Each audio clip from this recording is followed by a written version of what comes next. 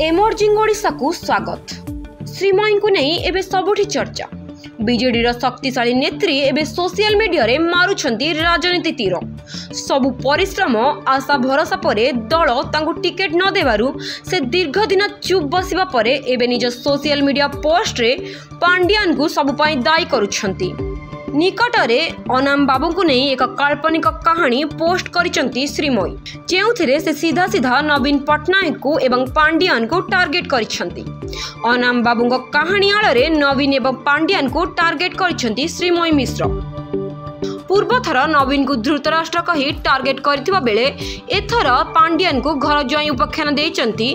तासह पांड्यान का पत्नी सुजाता को मध्य विवाद को टाणीचंती श्रीमयी मिश्र। विवाह परे ज्वाई ससुरंग संपत्ति और कार्य नियंत्रण को नेइथिला। यह समाज रे ससुरंग इज्जत और मान सम्मान को धूलिसात करिथिला बोली कही मजा उड़ाइछंती श्रीमयी। अनाम बाबू कहानी रे तांको झियो सुजाता एवं ज्वाई पांड्यान को नहीं श्रीमयी एक कहानी शनिवार दिन निज सोशल मीडिया रे पोस्ट करिसंती। तेबे कहानीटी हैला विवाहित झियो बाप घरे और घर ज्वाई ससुर घरे रही अनाम बाबूंकर इज्जत और मान सम्मान को धूलिसात करदेला।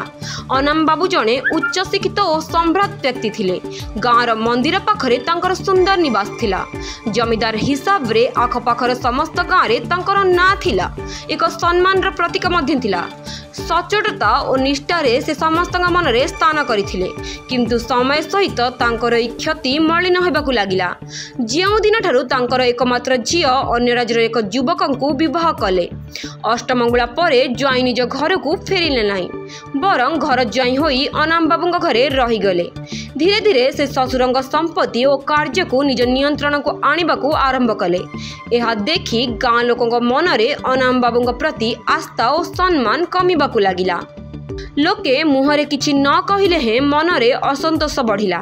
अनाम बाबू निज बयस और सम्मान को दृष्टि रखी चुपचाप सही चली गले। दिन गड़ी गला और अनाम बाबू निजर समस्त दायित्व ज्वाई को हस्तांतर करी तीर्थयात्रा को चली गले।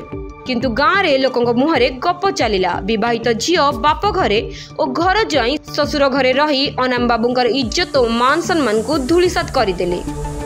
श्रीमयी सीधा सड़क नवीन पट्टनायक पांड्यान और सुजाता को एक काल्पनिक गप को टाणी राजनीति महल रे बेस चर्चा चली।